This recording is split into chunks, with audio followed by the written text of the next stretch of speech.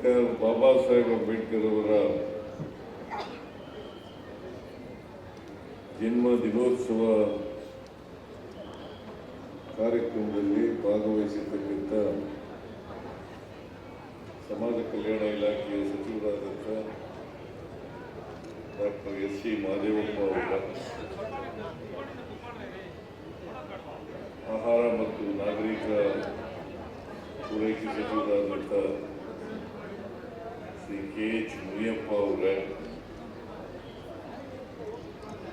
ವಿಧಾನ ಪರಿಷತ್ತಿನಲ್ಲಿ ಮುಖ್ಯ ಸಚೇತಕರಾದಂಥ ಸಲೀಂ ಅಹಮದ್ ಅವರ,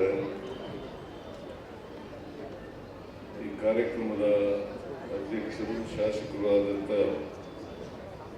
ರಿಜ್ವಾನ್ ಅರ್ಷದ್ ಅವರ,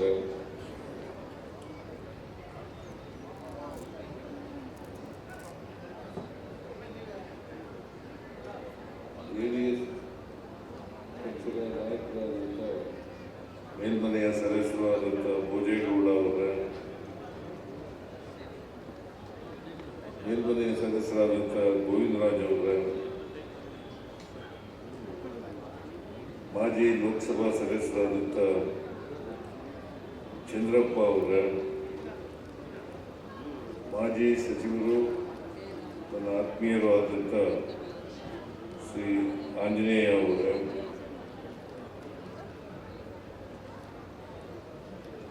ಸಂಪತ್ ರಾಜ್ ಅವರ, ರಾಮಪ್ಪ ಅವರ,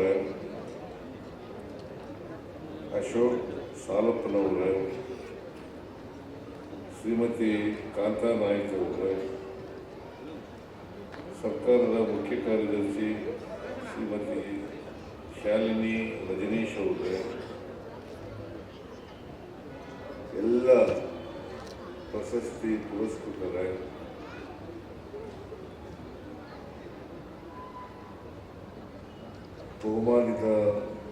ಬಹುಮಾನಿತರ, ಎಲ್ಲ ದಲಿತ ಸಂಘಟನೆಗಳ ಮುಖಂಡರುಗಳೇ, ಇಲ್ಲಿ ಭಾಗವಹಿಸಿರ್ತಕ್ಕಂಥ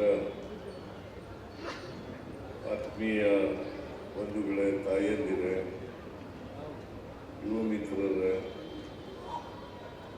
ಮಾಧ್ಯಮದ ಗೆಳೆಯರು, ಇವತ್ತು ಸರ್ಕಾರದ ವತಿಯಿಂದ ಡಾಕ್ಟರ್ ಬಾಬಾ ಸಾಹೇಬ್ ಅಂಬೇಡ್ಕರ್ ಅವರ 135ನೇ ಜನ್ಮ ದಿನೋತ್ಸವವನ್ನು ಆಚರಣೆ ಮಾಡ್ತಾರೆ. ಆ ಮೂಲಕ ಬಾಬಾ ಸಾಹೇಬ್ ಅಂಬೇಡ್ಕರ್ ಅವರನ್ನು ಸ್ಮರಿಸ್ಕೊಳ್ತಕ್ಕಂಥ, ಅವರಿಗೆ ಗೌರವಿಸ್ತಕ್ಕಂಥ, ಅವರು ಯಾವ ವಿಷಯಕ್ಕೆ ಹೋರಾಟ ಮಾಡಿದರು ಅದನ್ನು ನಮ್ಮ ಜೀವನದಲ್ಲೂ ಕೂಡ ಅಳವಡಿಸ್ಕೊಳ್ಳಿಕ್ಕೆ ಪ್ರಯತ್ನ ಮಾಡ್ತಕ್ಕಂಥ ಕೆಲಸವನ್ನು ಬಾಬಾ ಸಾಹೇಬ್ ಅಂಬೇಡ್ಕರ್ ಅವರ ಜನ್ಮದಿನವನ್ನು ಆಚರಣೆ ಮಾಡೋದ್ರ ಮೂಲಕ ಮಾಡ್ತಾ ಇದ್ದೀವಿ. ಬಾಬಾ ಸಾಹೇಬ್ ಅಂಬೇಡ್ಕರ್ ಅವರು ಒಂದು ಮಾತನ್ನು ಬಹಳ ಸ್ಪಷ್ಟವಾಗಿ ಹೇಳಿದರು. ಇಲ್ಲಿವರೆಗೆ ಜಾತಿ ವ್ಯವಸ್ಥೆ ಇರ್ತದೆ,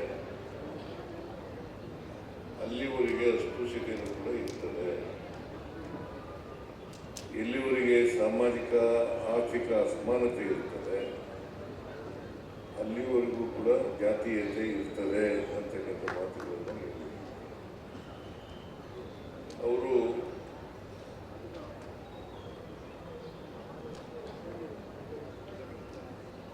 ಎಲ್ಲ ದಮನಿತರ, ಪರಿಶಿಷ್ಟ ವರ್ಗಗಳ, ಪರಿಶಿಷ್ಟ ಜಾತಿಯ, ಶೋಷಿತರ, ಅವಕಾಶಗಳಿಂದ ವಂಚಿತರಾಗಿರ್ತಕ್ಕಂಥ ಜನರ ಪರವಾಗಿ ಹೋರಾಟವನ್ನು ಅವರ ಜೀವನದ ಉದ್ದಕ್ಕೂ ಕೂಡ ಮಾಡಿದರು ಅಂತಕ್ಕಂಥದ್ದು ನಾನು ಸ್ಮರಿಸುತ್ತೇನೆ. ಅವರು ಬರೀ ದಲಿತ ನಾಯಕರಾಗಿರಲಿಲ್ಲ, ಸಮಾಜದಲ್ಲಿ ಯಾರ್ಯಾರಿಗೂ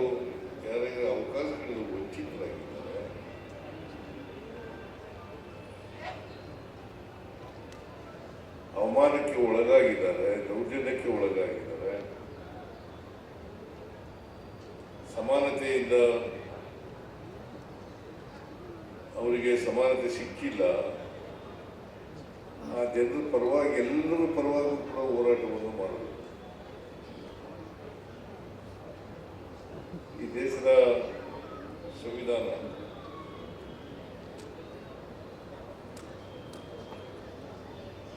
ಈಗಾಗಲೇ ಮಹದೇವಪ್ಪನವರು ಹೇಳಿದ್ದಾರೆ, ಒಬಾಮಾ ಅವರು ಹೇಳಿದಂತೆ ಮಾತುಗಳು. ಈ ಸಂವಿಧಾನ ಇದೆಯಲ್ಲ, ಬಾಬಾ ಸಾಹೇಬ್ ಅಂಬೇಡ್ಕರ್ ಅವರು ದೇಶಕ್ಕೆ ಕೊಟ್ಟಿರ್ತಕ್ಕಂಥ ಸಂವಿಧಾನ,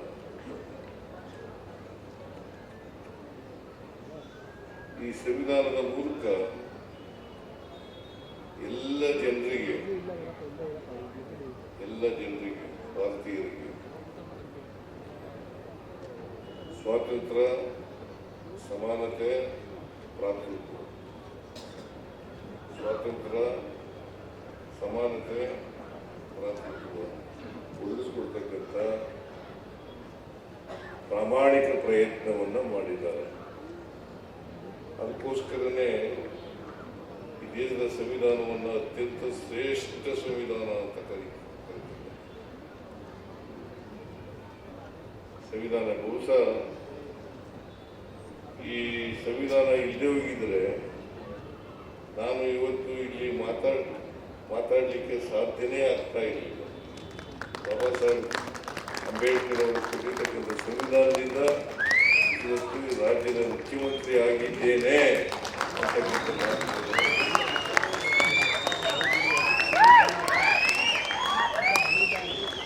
ನಾವ್ಯಾರು ಕೂಡ ಸ್ವತಂತ್ರವಾಗಿ ಯೋಚನೆ ಮಾಡ್ತಕ್ಕಂಥ ಪರಿಸ್ಥಿತಿನೇ ನಿರ್ಮಾಣ ಆಗಿದೆ.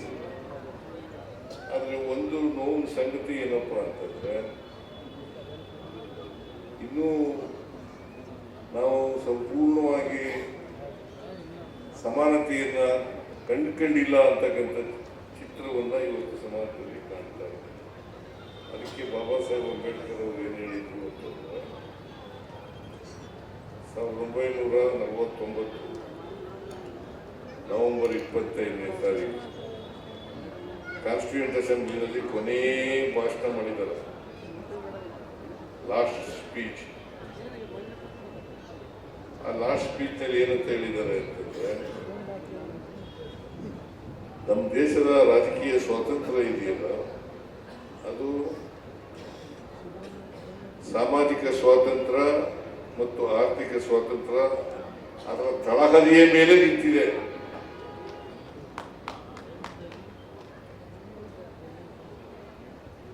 ಅದಕ್ಕೆ ಅವರು ಏನ್ ಹೇಳಿದ್ರು, 1950ನೇ ಇಸ್ವಿ ಜನವರಿ 26ನೇ ತಾರೀಕು ನಮ್ಮ ಸಂವಿಧಾನ ಜಾರಿಗೆ ಬರ್ತದೆ.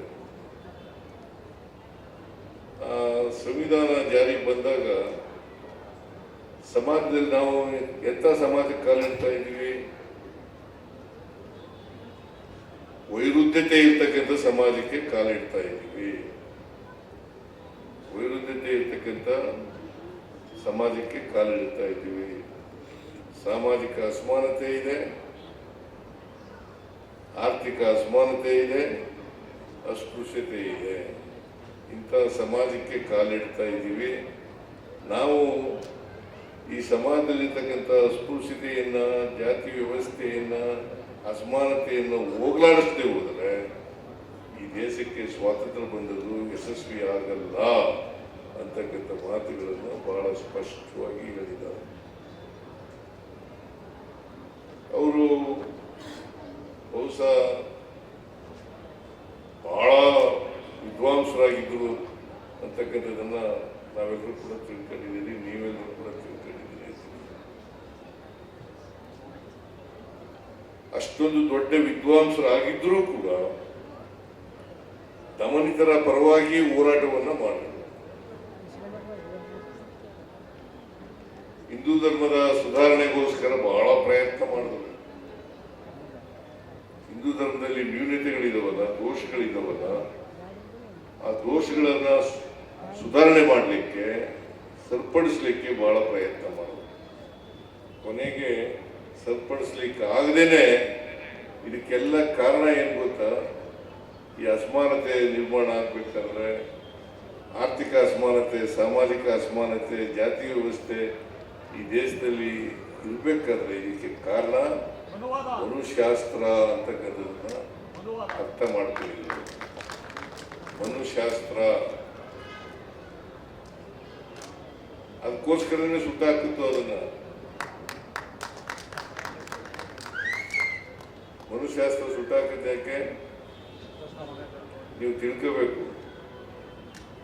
ಇವತ್ತು ಕೂಡ ಮನುವಾದಿಗಳು ಸಕ್ರಿಯವಾಗಿದ್ದಾರೆ ಅಂತಕ್ಕಂಥದ್ದನ್ನು ಮರೀಲಿಕ್ಕೆ ಸಾಧ್ಯ ಇಲ್ಲ. ಮನುವಾದಿಗಳು ಸಕ್ರಿಯವಾಗಿದ್ದಾರೆ ಅಂತಕ್ಕಂಥದ್ದು ಸಂವಿಧಾನ ಬರೋದಕ್ಕಿಂತ ಮುಂಚಿತವಾಗಿ ಮನುಶಾಸ್ತ್ರನೇ ಸಂವಿಧಾನ, ಮನುಶಾಸ್ತ್ರನೇ ಸಂವಿಧಾನ, ಅದರ ಪ್ರಕಾರನೇ ನಡೀತಾ ಇದ್ದದ್ದು. ಅದಕ್ಕೋಸ್ಕರನೇ ಹಿಂದೂ ಧರ್ಮ ಬದಲಾವಣೆ ಆಗದೇ ಹೋದಾಗ, ಪ್ರಯತ್ನ ಪಟ್ಟರೂ ಬದಲಾವಣೆ ಆಗದೆ ಹೋದಾಗ ಮನುಶಾಸ್ತ್ರವನ್ನ ಸುಟ್ಟಾಕ್ತಕ್ಕಂಥ ಪ್ರಯತ್ನವನ್ನ ಬಾಬಾ ಸಾಹೇಬ್ ಅಂಬೇಡ್ಕರ್ ಮಾಡ್ತಾರೆ.